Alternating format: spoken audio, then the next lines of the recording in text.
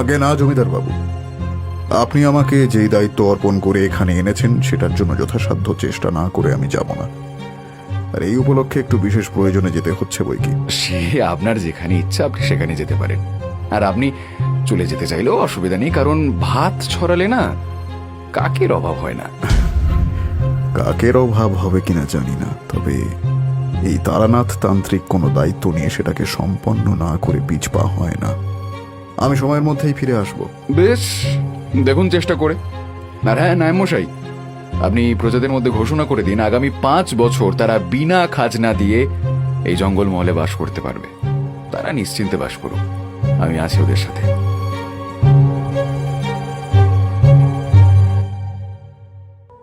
এর পরের বেশ কয়েকটা দিন আমি নিজের কাজে ব্যস্ত হয়ে রইলাম। যখন মোটামুটি একটা ব্যবস্থা করতে পারলাম তখন আবার জঙ্গলমহলে গিয়ে উপস্থিত হলাম, কিন্তু পৌঁছেই যেন চমকে উঠলাম।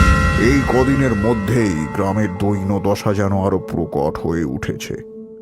গ্রামের জনসংখ্যাও প্রায় অর্ধেক হয়ে গিয়েছে। এক জায়গায় জটলা দেখতে পেলাম। না না না না, আমি এই জঙ্গল মহলে থাকতে পারবো না। এই জমিদার মশাই যতই খাজনা মুকুব করুন না কেন। একেবারে ঠিক বলেছেন দাদা। জমিদার বাবু আমাদের ভেবেছেন কি? আরে যদি প্রাণটাই না থাকে তাহলে খাজনা মুকুব করে কি হবে শুনি? আরে এক সপ্তাহে যা ঘটলো যেন গোটা জঙ্গল মহল জুড়ে তাণ্ডব চলেছে, তাণ্ডব। 24 জন মরেছে। পশু ঘষিতে ছোট ছেলেটা কাজ থেকে বাড়ি ফিরছিল, বুঝলে? তারপরে কোন এক দানব ওর এমন হাল করেছে কে জানে। ওরে বাবা গো, আমি কাল ছোট নির্মিত দেহ দেখেছি। বাবা গো, কি ভয়ানক! কেউ যেন মাথাটা ছিঁড়ে ফেলে দিয়েছে একেবারে। না না না না, আমি তো কালই পরিবার নিয়ে চলে যাব, কাল। আমিও কর্তাকে বলে দিয়েছি, আমরাও চলে যাব এখান থেকে।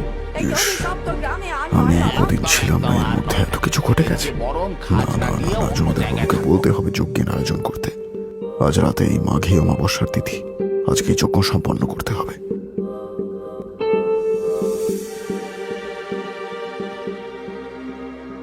ঠাকুর মশাই, আপনি এসেছেন? সত্যি বলতে আপনাকে দেখে বড় ভরসা লাগছে। এদিকে যে অবস্থা।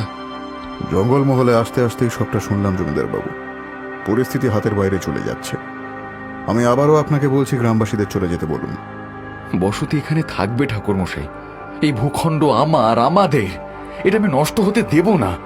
আপনি কি এটা বলতে আবার ফিরে এলেন? না, আজকে মাঘী অমাবস্যা তিথি। আমি আজকেই এক মহাযজ্ঞের আয়োজন করতে চাই। আপনাকে কিছু জিনিস জোগাড় করে দিতে হবে। আশা করি এতে আপনার আপত্তি নেই। একেবারেই না, আপনার যা ইচ্ছে তাই করুন। আমি যজ্ঞে আপনার সাথে উপস্থিত থাকব। বিকেলের মধ্যেই যা দুর্লভ জিনিস ছিল সব জোগাড় হয়ে গেল।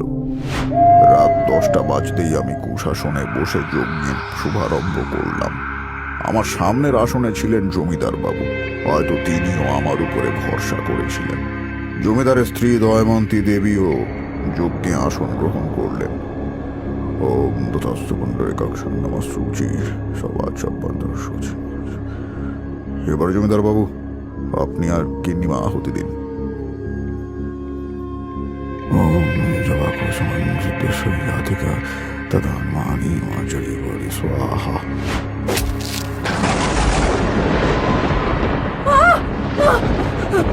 কি গো, এটা কি হচ্ছে? ঠাকুর মশাই, এটা কেন হচ্ছে? ঠাকুর মশাই, এমন হচ্ছে কেন?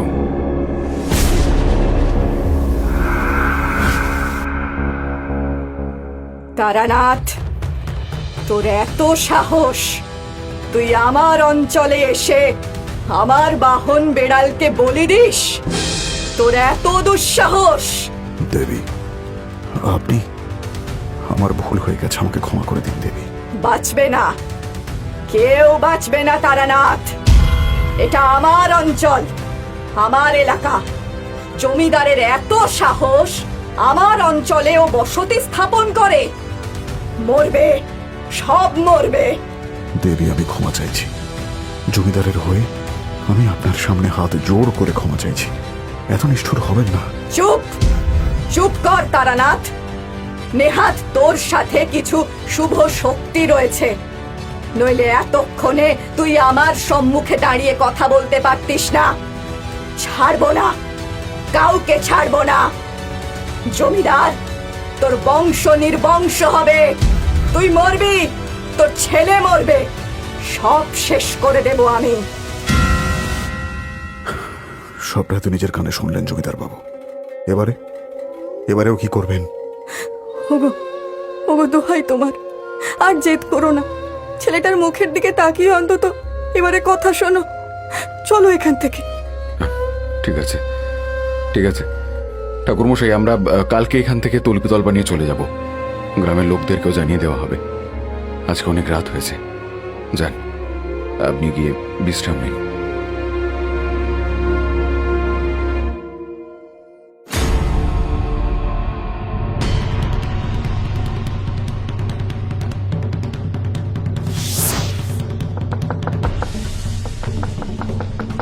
এ কি? এত সকালে এইভাবে কে দরজা ধাক্কা দিচ্ছে?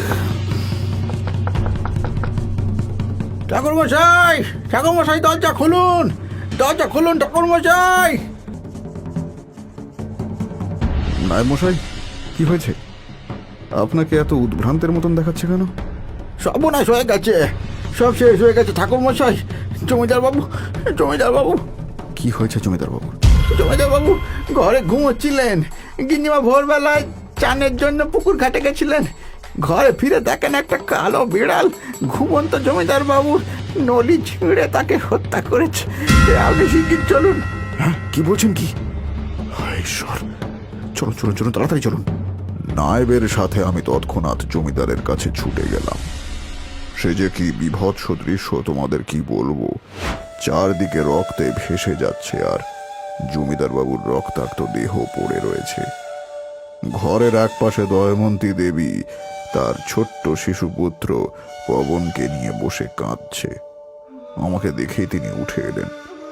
চিৎকার করে কাঁদতে কাঁদতে বললেন, শান্তি পেয়েছেন আপনি? পেয়েছেন এবার শান্তি? কিসের তান্ত্রিক আপনি?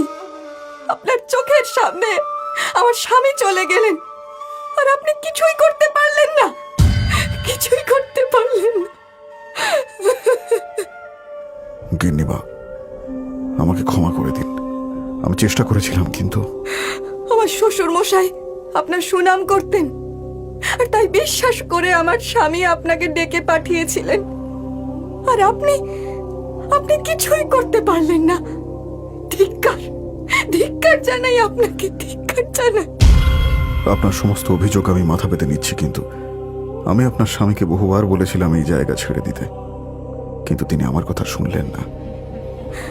হে ভগবান, এ কেমন শাস্তি দিলে তুমি? এই একরত্তি ছেলেটাকে নিয়ে আমি কোথায় দাঁড়াবো, কি করব ভগবান? এরপর আর কি, আমি ধীরে ধীরে ওই স্থান থেকে ফিরে এলাম। ওমা, সে কি এইটুকু গল্প? এর তো আগা রয়েছে, শেষ নেই। দেখ, এরকম গল্পে মজা আছে নাকি? দেখো কিশোরী, আমি তোমাকে এখানে মজার গল্প শোনাবার জন্য বসে নেই। আর যদি এটাই ভেবে থাকো তাহলে আমি কিছুই বলবো না। ঠাকুরমশাই, আপনি কিশোরীর কথা ছুটে যাচ্ছেন কেন?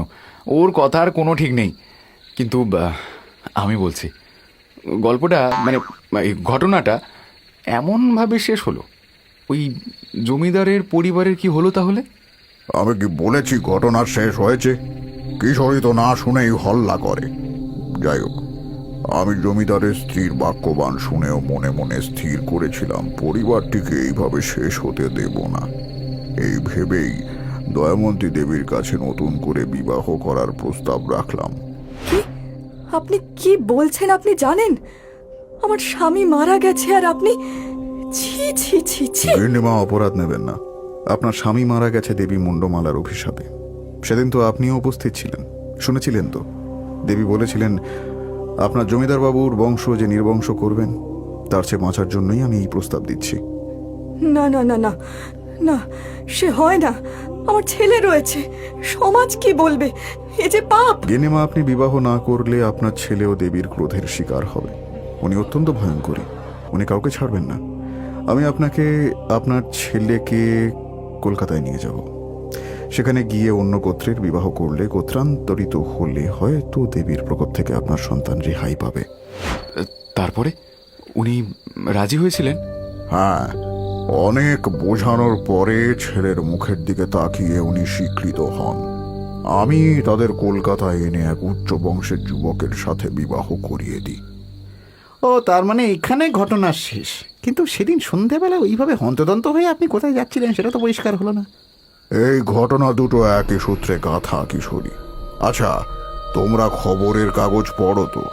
কদিন ধরে খবরের কাগজে কোনো বিশেষ খবর তোমাদের নজরে পড়েনি? এমনিতে তো বিশেষত্ব থাকলে তবে সেই খবর কাগজে স্থান পায়। তবে এর মধ্যেও কিছুদিন ধরে উত্তর কলকাতার কিছু স্থানে বেড়াল কামড়ে মৃত্যুর ঘটনা বেশ দৃষ্টি আকর্ষণ করেছে। ঠিকই ধরেছ। এতকাল সেই জমিদারের পরিবার সুখে বাস করছিল। সেই ছেলে এতদিনে বেশ বড় ব্যবসায়ী হয়ে গেছিল। হঠাৎই কাল সকালে খবরের কাগজে দেখলাম বেড়ালের কামড়ে তার মৃত্যু হয়েছে। এই জন্যই ছুটে গেছিলাম। এত চেষ্টা করেও জমিদারের বংশকে রক্ষা করতে পারলাম না। এটাই আমার ব্যর্থতার এক ঘটনা বলতে পারো।